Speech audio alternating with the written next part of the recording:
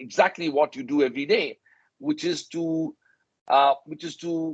we were able to create an institution, but to get the word out in an environment where there are numerous claims that are and counterclaims made about what that institution is. So there are lots of stories I can tell you, but my most famous story is this, something which uh, we have experienced in our life, and I don't know how many of you have experienced. So when you are so much at the formative phase of an institution, nobody cares, nobody wants to let you in to speak, nobody wants to invite you to do anything, because here you are promoting one more mediocre, or what is possibly a mediocre private university, and why should you be allowed to speak? So we would, and by the way, my Ankur, I typically do 8 talks in a day, and my highest was 11 talks. So 5 means I am working half a day.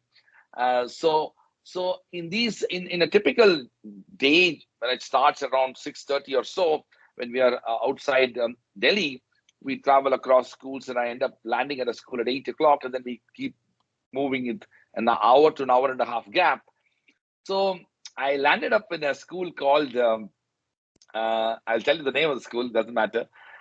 Woodstock School. Woodstock is in Missouri, and Woodstock will not let anybody in to speak.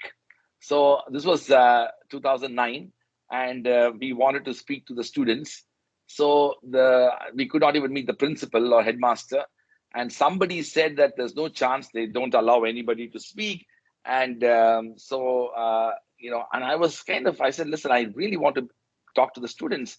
And so then this teacher said, we can't let you into the school to give a talk. We can't organize all of that. But, at around 11 o'clock, the students will have a break, and they'll come to the car park for a coffee. So if you want, you can give a talk at the coffee spot. So I said, this is great. So I landed up in the parking spot. I remember me and Paddy and Yugang, 2 of my other colleagues, were there.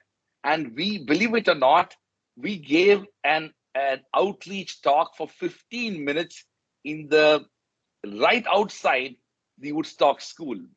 And we gave a talk, and then students some of them were listening, some of them were not. There was not much of a Q&A session. They left and they went back. And then while we were returning and it took, like, going to Woodstock is a big challenge, right? You're in Missouri, but still it's not easily accessible. So we spent almost 3.5 hours for that effort. And then we did many other schools, Wilhelm Boys, Wilhelm Girls, and many others. And then we returned back. And believe it or not, in 2012, this is 2009 I'm talking about, 2012, 3 years later, we had 4 students from Woodstock joining us. And I met them, like, by that time we had already expanded. And they said that they heard my talk in the car park of Woodstock in 2009. I mean, that was something. So it's basically like, what, you can, you are relentlessly pursuing an idea and are prepared to take those type of risks and opportunities, and not to be personally embarrassed about your own self or what you're doing, and definitely not have a personal ego, or somehow your stature is diminished by the fact that you're doing something below your dignity or whatever. If you are able to overcome those type of things, opportunities will come. We were so deeply inspired by that experience. But we were anyways continuing the